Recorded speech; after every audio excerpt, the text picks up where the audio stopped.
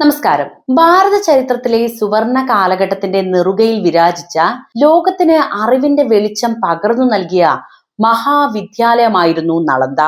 ഗുപ്ത രാജാക്കന്മാരുടെ ഭരണകാലത്ത്, അതായത് AD 4ഉം 6ഉം നൂറ്റാണ്ടുകൾക്കിടയിൽ കലയും ശാസ്ത്രവും തത്വശാസ്ത്രവും അതിന്റെ പാരമ്യത്തിൽ എത്തിയപ്പോൾ ഈ മഹത്തായ സർവകലാശാല വിജ്ഞാനത്തിന്റെ വിളക്കുമാടമായി നമ്മുടെ മഹാഭാരതത്തിൽ ഉയർന്നു വന്നു. ലോകമെമ്പാടുമുള്ള ആയിരക്കണക്കിന് വിദ്യാർത്ഥികളെ ആകർഷിച്ചുകൊണ്ട് ഭാരതീയ സംസ്കാരത്തിന്റെയും പാണ്ഡിത്യത്തിന്റെയും പ്രതീകമായി നളന്ദ പ്രക്ഷോഭിച്ചു. എന്നാൽ വിജ്ഞാനത്തിന്റെ ആ സുവർണ യുഗത്തിന്മേൽ പതിച്ച ഒരു ഇരുണ്ട നിഴലായിരുന്നു അതിന്റെ പിൻകാലത്തെ ദുരന്ത പര്യവസാനം. 12ഉം 13ഉം നൂറ്റാണ്ടുകളോടെ ബാഹ്യശക്തികളുടെ ആക്രമണത്തിൽപ്പെട്ട് ഈ വിജ്ഞാന ഗോപുരം തകർന്നു വീഴുകയും ആയിരക്കണക്കിന് അമൂല്യ ഗ്രന്ഥങ്ങൾ അഗ്നിക്കിരയാവുകയും ചെയ്തു. ഭാരതത്തിന്റെ വിജ്ഞാന പ്രവാഹത്തിന് ഒരു താൽക്കാലിക വിരാമമിട്ട ആ ദുരന്തപൂർണമായ ചരിത്രത്തെക്കുറിച്ചാണ് നമ്മൾ ഇന്ന് സംസാരിക്കുന്നത്. പുരാതന ഇന്ത്യയുടെ വിജ്ഞാന തലസ്ഥാനമായിരുന്നു നളന്ദ. ബീഹാർ സംസ്ഥാനത്തിൽ സ്ഥിതി ചെയ്തിരുന്ന ഈ മഹാവിഹാരം ലോകമെമ്പാടുമുള്ള വിദ്യാർത്ഥികൾക്ക് ജ്ഞാനം പകർന്നു നൽകിയ ഒരു വിശ്വവിദ്യാലയമായിരുന്നു. AD 5ആം നൂറ്റാണ്ടിനും 13ആം നൂറ്റാണ്ടിനുമിടയിൽ ലോകത്തിലെ ഏറ്റവും മികച്ച പഠന കേന്ദ്രമായി ഇത് നിലകൊണ്ടു. ഗുപ്ത രാജവംശത്തിന്റെ കാലഘട്ടത്തിൽ, പ്രത്യേകിച്ച് കുമാരഗുപ്തൻ ഒന്നാമന്റെ ഭരണകാലത്ത് സ്ഥാപിതമായിട്ടുള്ള നളന്ദ ആയിരക്കണക്കിന് വിദ്യാർത്ഥികൾക്കും നൂറുകണക്കിന് അധ്യാപകർക്കും അഭയമരുളിയിട്ടുണ്ട്.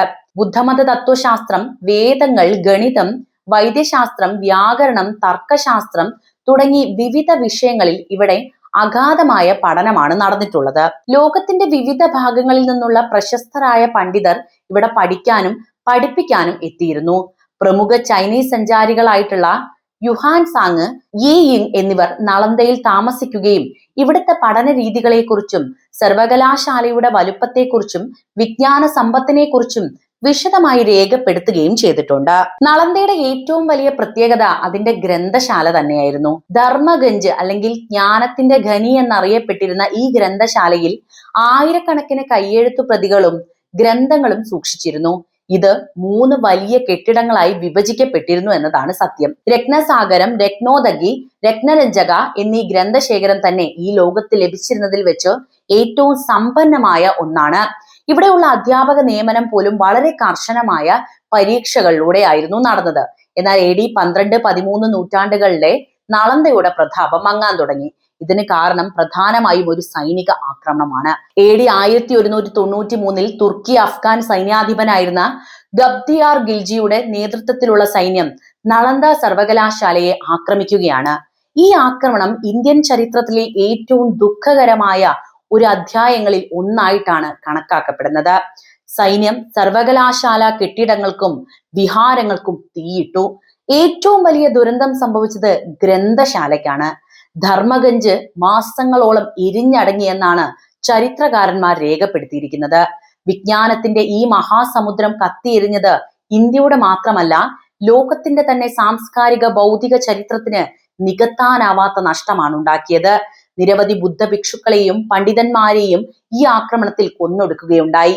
ഈ ആക്രമണത്തിന് ശേഷം നളന്ദയുടെ പഴയ പ്രതാപം വീണ്ടെടുക്കാനേ സാധിച്ചില്ല.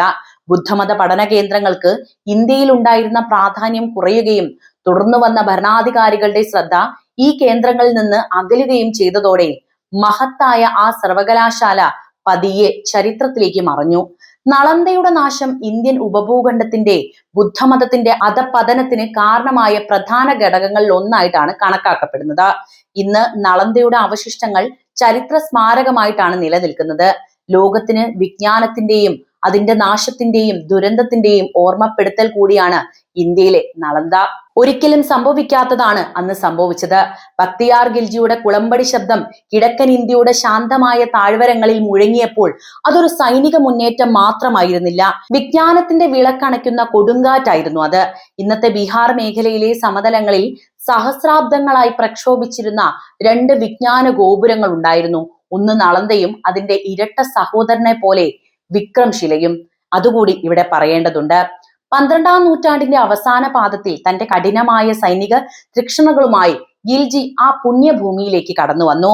ഒന്നാമതായി ആ ഇരുണ്ട കരങ്ങൾ നീണ്ടത് ദന്തപുരി വിഹാരത്തിന് നേർക്കായിരുന്നു. അവിടെ അധ്യാപകരും വിദ്യാർത്ഥികളും തങ്ങളുടെ തർക്കശാസ്ത്ര ചർച്ചകളിലും ഗ്രന്ഥപാരായണങ്ങളിലും മുഴുകിയിരുന്ന സമയത്ത് വാളുകളുടെയും കുതിരക്കുളമ്പുകളുടെയും മുഴക്കം ഭയം വിതച്ചു. വിഹാരം പൂർണ്ണമായും തകർക്കപ്പെട്ടു. അവിടെയുള്ള പണ്ഡിതന്മാരെല്ലാവരും കൊല ചെയ്യപ്പെട്ടു. ഒദന്തപുരിയുടെ ജ്ഞാനദീപം പെട്ടെന്ന് അണഞ്ഞുപോയി. പിന്നീട് ഖിൽജിയുടെ സൈന്യം പ്രശസ്തമായ നളന്ദയിലേക്ക് തിരിഞ്ഞു. ലോകത്തിലെ ഏറ്റവും വലിയ സർവകലാശാലയുടെ വിശാലമായ ചുവരുകൾക്ക് പോലും ആ ആക്രമണത്തെ തടയാനായില്ല. ഗ്രന്ഥശാലയുടെ 3 നിലകളിലുള്ള കെട്ടിട സമുച്ചയമായ ധർമ്മഗഞ്ച് ലോകത്തെവിടെയും ലഭ്യമല്ലാത്ത അമൂല്യ താളിയോലകളാൽ നിറഞ്ഞിരുന്ന ഒന്നാണ്. ആ അഗ്നിബാധയുടെ കഥ പറയുമ്പോൾ ചരിത്രകാരന്മാരുടെ വാക്കുകൾ പോലും വിറയ്ക്കുന്നത് നമുക്ക് മനസ്സിലാക്കും. മാസങ്ങളോളം ആ ഗ്രന്ഥക്കെട്ടുകൾ ഇരിഞ്ഞുകൊണ്ടേയിരുന്നു എന്നാണ് ചരിത്രം. വിജ്ഞാനത്തിന്റെ പുകപടലങ്ങൾ ആകാശത്തിലേക്ക് ഉയർന്നു. അറിവിന്റെ മഹാസമുദ്രം ഒരു പിടിച്ചാരം മാത്രമായി. ജീവൻ രക്ഷിക്കാനായി പല ബുദ്ധ ഭിക്ഷുക്കളും നേപ്പാളിലേക്കും ടിബറ്റിലേക്കും പലായനം ചെയ്തു. നളന്ദയുടെ നാശത്തിന് ശേഷം ഖിൽജിയുടെ ശ്രദ്ധ ബീഹാറിലെ മറ്റൊരു പ്രധാന ബുദ്ധ കേന്ദ്രമായ വിക്രംശിലയിലേക്കാണ് തിരിയുന്നത്. നളന്ദയിലെ ദുരന്തം വിക്രംശിലയിലും ആവർത്തിക്കുകയാണ്. അവിടുത്തെ വിഹാരങ്ങളും ഗ്രന്ഥപുരകളും പൂർണ്ണമായും തകർക്കപ്പെട്ടു. ബുദ്ധമതത്തിന്റെ ഈ 2 തൂണുകൾ ഒരേ കൊടുങ്കാറ്റിൽ നിലം പതിച്ചു. പിന്നീട് ഖിൽജി കിഴക്കൻ ഭാഗത്തേക്ക് കൂടുതൽ മുന്നേറി ബംഗാളിലേക്ക്. സേന രാജവംശത്തിന്റെ ശക്തി കേന്ദ്രമായിരുന്ന നദിയ നഗരം അദ്ദേഹം അത്ഭുതകരമായ വേഗതയിലാണ് കീഴടക്കിയത്. നദിയയിലെ ക്ഷേത്രങ്ങളും കൊട്ടാരങ്ങളും ആക്രമിക്കപ്പെട്ടു. ഖിൽജിയുടെ പടയോട്ടം കേവലം ഭൂപ്രദേശങ്ങൾ കീഴടക്കുന്നതിൽ മാത്രം ഒതുങ്ങി നിന്നില്ല. അത് അവിടുത്തെ പ്രാദേശിക സംസ്കാരത്തെയും മതപരമായ കേന്ദ്രങ്ങളെയും തകർക്കുന്നതിൽ ശ്രദ്ധ കേന്ദ്രീകരിച്ചുകൊണ്ടേയിരുന്നു. ഈ ആക്രമണങ്ങൾ കിഴക്കൻ ഇന്ത്യയിലെ ബുദ്ധമതത്തിന്റെ അന്ത്യം കുറിക്കുകയും അവിടെ നിലനിന്നിരുന്ന ഹൈന്ദവ കേന്ദ്രങ്ങൾക്ക് വലിയ ആഘാതം ഉണ്ടാക്കുകയും ചെയ്തു. അങ്ങനെ നളന്ദയിലെ നാശത്തിന്റെ ദുരന്തം ഒരൊറ്റ സ്ഥലത്ത് ഒതുങ്ങുന്നതായിരുന്നില്ല. അത് വിജ്ഞാനത്തിന്റെയും വിശ്വാസത്തിന്റെയും നിരവധി കേന്ദ്രങ്ങളിലൂടെ അലയടിച്ചുപോയി. ഇരുണ്ട ഒരു കാലഘട്ടത്തിന് തുടക്കം കുറിക്കുന്നത് അവിടെ വെച്ചിട്ടാണ്. നളന്ദ, വിക്രംശില, ഓദന്തപുരി തുടങ്ങിയ സ്ഥാപനങ്ങൾ ബക്തിയാർ ഖിൽജിയുടെ ആക്രമണത്തിൽ തകർന്നടിഞ്ഞതിനു ശേഷം പുരാതന ഭാരതത്തിൽ നിലനിന്നിരുന്ന ആ രീതിയിലുള്ള മഹാവിഹാരങ്ങളെ പൂർണ്ണമായും പുനഃസ്ഥാപിക്കാനുള്ള ശ്രമങ്ങൾ ചരിത്രത്തിൽ ഉണ്ടായിട്ടില്ല എന്നത് ദുഃഖകരമായിട്ടുള്ള ഒരു വസ്തുത തന്നെയാണ്. കാരണം 13-ാം നൂറ്റാണ്ടോടെ ഈ മേഖലകളിലെ രാഷ്ട്രീയ അധികാരം തുടർച്ചയായി ഇസ്ലാമിക ഭരണകൂടങ്ങളിലേക്ക് മാറുകയും ബുദ്ധമതത്തിന് രാജാക്കന്മാരുടെ പിന്തുണ ഇല്ലാതാവുകയുമാണ് ഇവിടെ ചെയ്യുന്നത്. പ്രാദേശിക ഭരണാധികാരികളിൽ നിന്നും ലഭിച്ചിരുന്ന ധനസഹായവും സംരക്ഷണവും നിലച്ചതോടെ കത്തിപ്പോയ ഗ്രന്ഥശാലകളെയും തകർന്ന ആശ്രമങ്ങളെയും പുനരുജ്ജീവിപ്പിക്കുക എന്നത് അസാധ്യമായിട്ടാണ് തീരുന്നത്.